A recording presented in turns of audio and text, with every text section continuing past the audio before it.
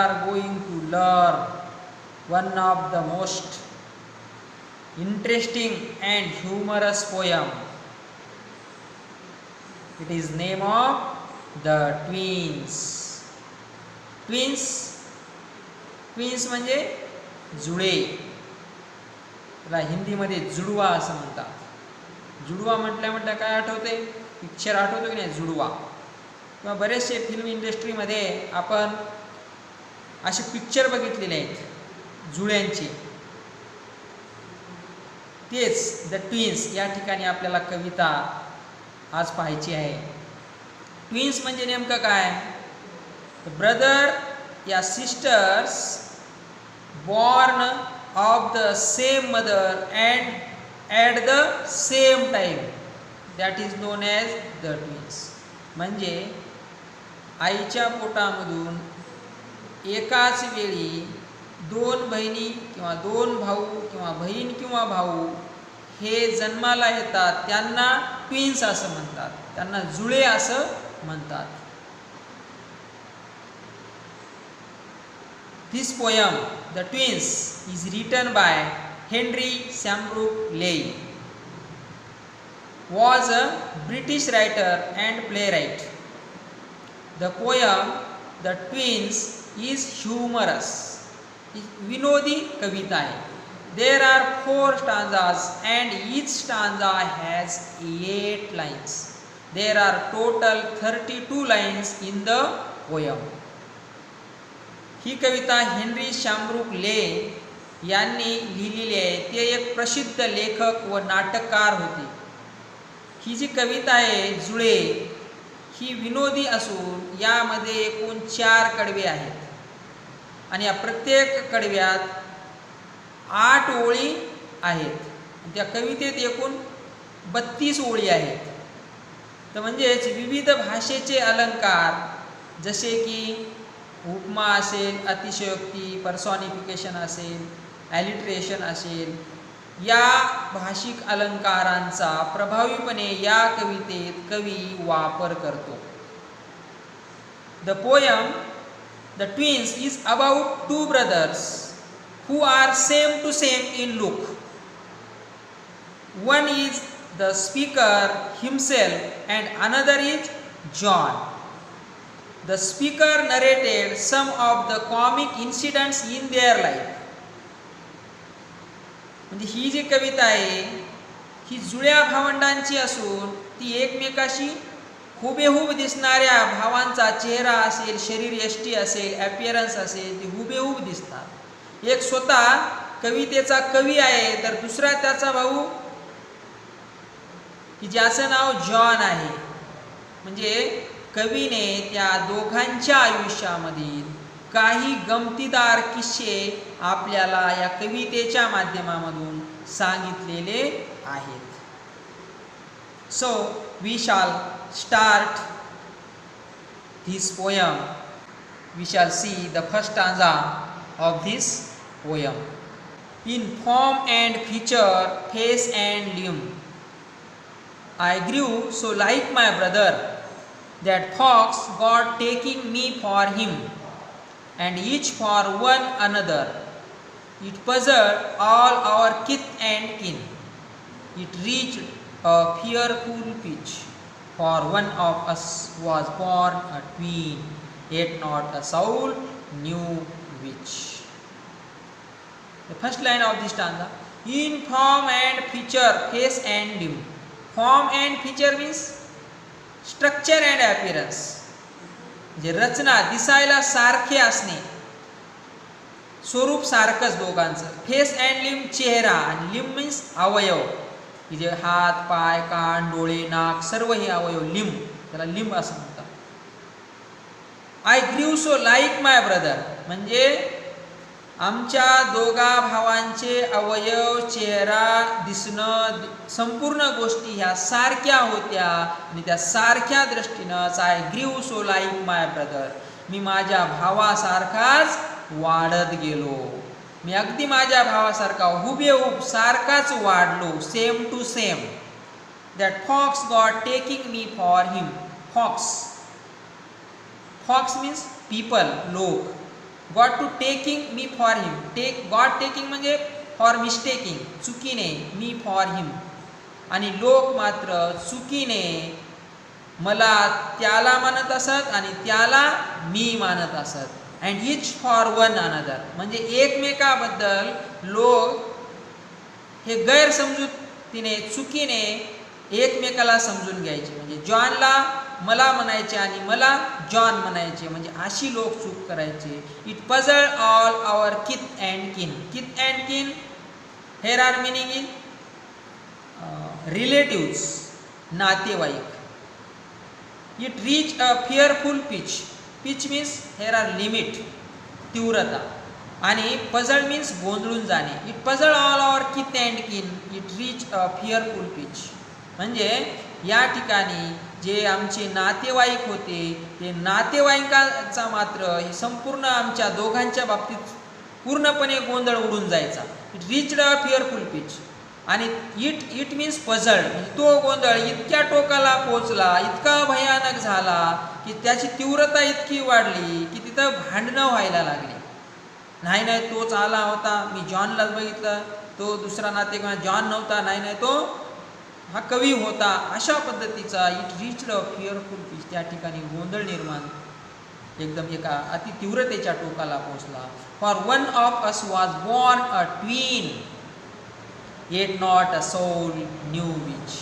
आणि कारण आमच्यापैकी कोणीही जुळा म्हणून जन्माला आलं हे कुणालाच माहीत नव्हतं. म्हणजे नेमकं काय जन्माला आलं, जुळं कधी निर्माण होत असतंय. जुळा कधी म्हणतो आपण, समजा आपण आपल्या आईच्या पोटामधून एखाद्या वेळेस पहिलं बाळ ज्यावेळेस जन्म घेते, जन्म घेतल्याला तो पहिला झाला, पण समजा काही अंतराने, काही काळाने एखाद्या वेळेस दुसरं मूलही जन्माला येतं, त्याला ट्वीन असं म्हणतात, त्याला जुळा म्हणतात.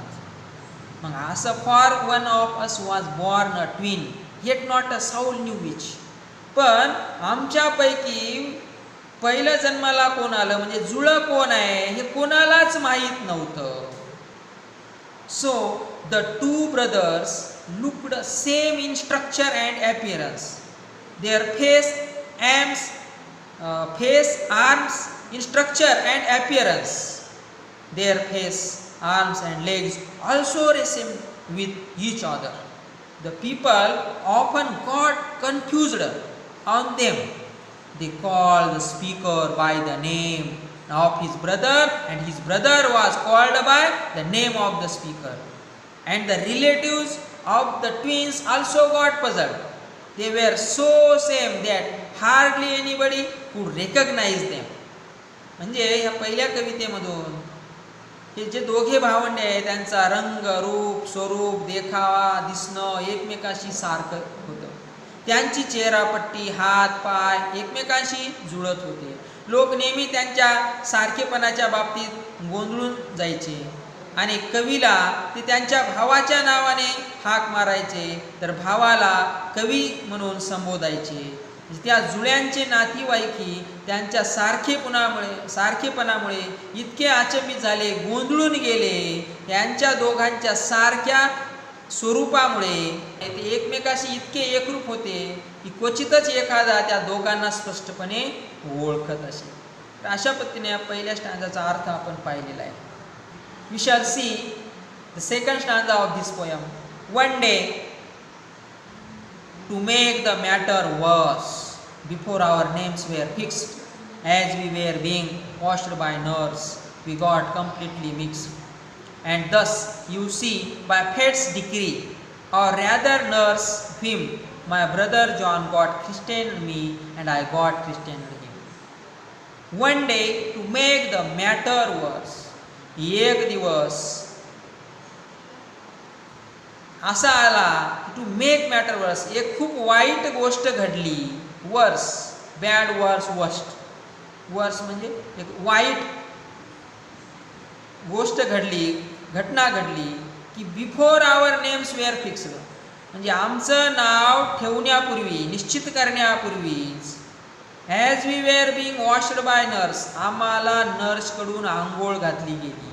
वी गॉट कम्प्लिटली मिक्स्ड, आणि आमच्या दोघांनाही काय केलं, त्या नर्सनं मात्र मिसळून टाकलं. मिसळून टाकणं म्हणजे कारण का, हे कवी आणि त्यांचा भाऊ हे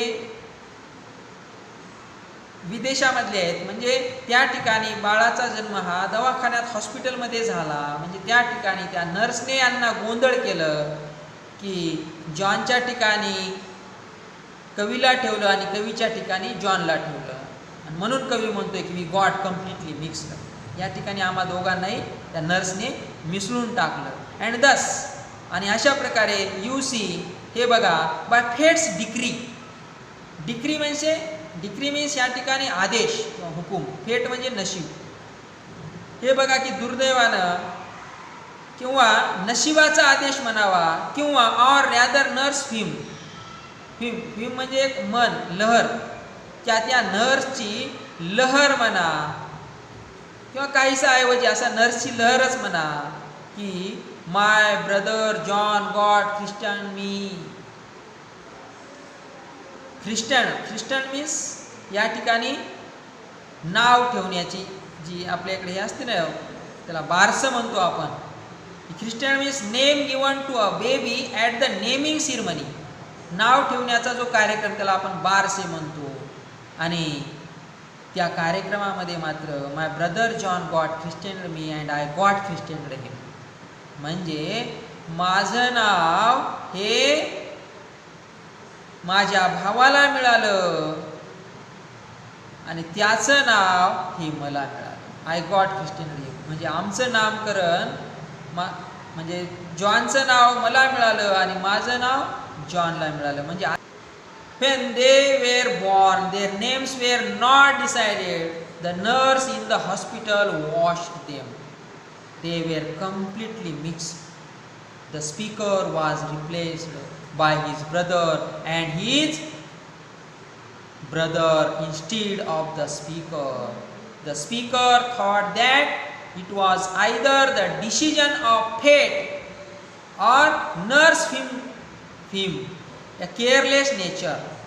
At the naming ceremony, the speaker was named by the name of his brother, whereas his brother was given the name of the speaker, that is John.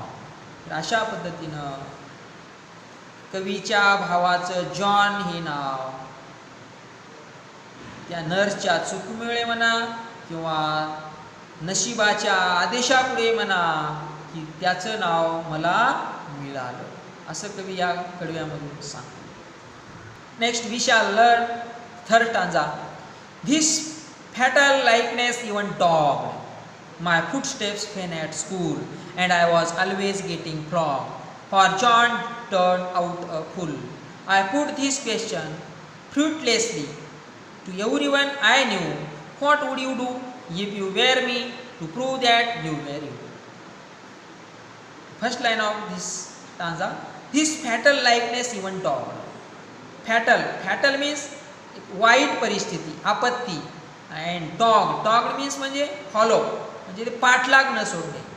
कवी म्हणतोय की अशा पद्धतीनं गोंधळ उडालेला असताना सुद्धा की ही परिस्थिती, ह्या वाईट गोष्टी किंवा ही आपत्ती मात्र आमचा पाठलाग सोडायला काही तयारच नव्हते. माय फुटस्टेप्स व्हेन ॲट स्कूल, नेमकं काय झालं, ज्यावेळेस माझी पावले शाळेमध्ये गेली, म्हणजे मी शाळेत जायला लागलो. And I was always getting flogged means मार बसणे, चापकांचा मार. आणि for John turn out a fool, ज्यावेळेस आम्ही शाळेत जायला लागलो तिथे सुद्धा गोंधळ उडायला लागला. आणि I was always getting flogged for John turn out a fool. कारण का जॉन काहीतरी आगाव गोष्टी करायचा, खोड्या करायचा आणि तो खोड्या करून निघून जायचा आणि मार मात्र मलाच भेटायचा, मलाच चोपलं जायचं. आय वॉज ऑलवेज, नेहमी मलाच मार मिळायचा. आय पुट धिस क्वेश्चन फ्रुटलेसली, म्हणून मी प्रश्न विचारतो.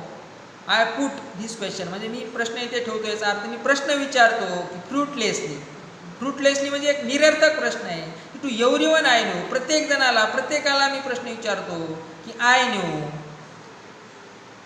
What would you do, if you were me, तुम्ही काय केलं असतं? इफ यू वेअर मी, जर तुम्ही माझ्या जागी असता तर. To prove that you were you, तुम्ही काय केलं असतं जर तुम्ही माझ्या जागी असता. And to prove that you were you, तुम्ही हे तुम्हीच आहात हे सिद्ध करण्यासाठी तुम्ही काय केलं असतं.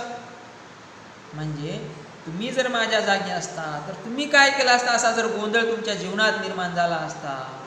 आणि मग मी सिद्ध कसं करू, तुम्ही सिद्ध कसं केलं असता की तुम्ही हे तुम्हीच आहात.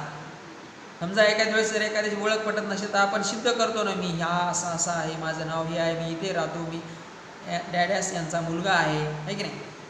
म्हणजे तुम्हीच आहात हे सिद्ध करण्यासाठी तुम्ही काय केलं असतं. जर इफ यू वेअर मी, जर तुम्ही माझ्या जागी असता तर what would you do.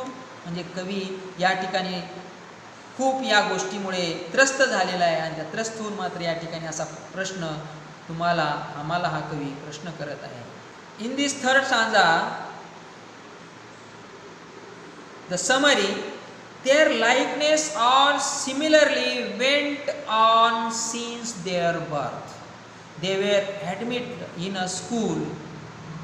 The poet's brother was very naughty and mischievous. खूप खोडकर होता कवीचा भाऊ. He often played pranks and made the speaker fool. The poet was punished instead of John, and John used to take advantage of his brother, that is the poet. The speaker would become the victim of his brother's mischiefs. The speaker was fed up of his pranks. He would question to his familiar people or friends what they might have done if they were on the place of him to prove real identity. म्हणजे पहा की त्यांच्यातील सारखेपणा त्यांच्या जन्मापासून पुढे चालू राहिला. त्यांच्यात तीळ मात्रही बदल झाला नाही. त्या दोघांना शाळेत दाखल करण्यात आलं. कवीचा भाऊ जॉन शाळेतही अतिशय खोडकर होता. तो नेहमी खोड्या करायचा व त्याच्या भावाला अडचणीत आणायचा आणि बऱ्याच वेळा त्याच्याऐवजी या कवीलाच मार भेटायचा. जॉन त्याच्या भावाचा गैरफायदा घेत असे. कवी त्याच्या भावाच्या खोड्यांचा बळी पडायचा. त्याला त्या खोड्यांचा कंटाळा येई. तो नेहमीच त्याच्या परिचित व्यक्तींना व मित्रांना विचारायचा की जर ते जॉनच्या जागी असते तर त्यांनी त्यांची खरी ओळख पटविण्यासाठी काय केले असते. अशा पद्धतीनं आपण या कवितेच्या तिसऱ्या कडव्याचा अर्थ समजून घेतला. We shall learn the last stanza या fourth stanza of this poem. Our close resemblance turned the tide of my domestic life, for somehow my intended bride became my brother's wife. In fact, year after year the same absurd mistakes went on, and when I died, the neighbors came and buried brother John. कवी या चौथ्या कडव्यातून सांगतो, our close resemblance turned the tide. Resemblance means likeness, साम्य, and turn the tide. Tide means या ठिकाणी एक घटना आहे. और of my domestic life means या ठिकाणी एक कौटुंबिक जीवन. कवी म्हणतोय की our close resemblance turn the tide of my domestic life. या गोष्टी इथपर्यंतच थांबलेल्या नाही तर या गोष्टी आमच्या कौटुंबिक जीवनापर्यंत सुद्धा पोहोचल्या. की या घटना अशा घडल्या.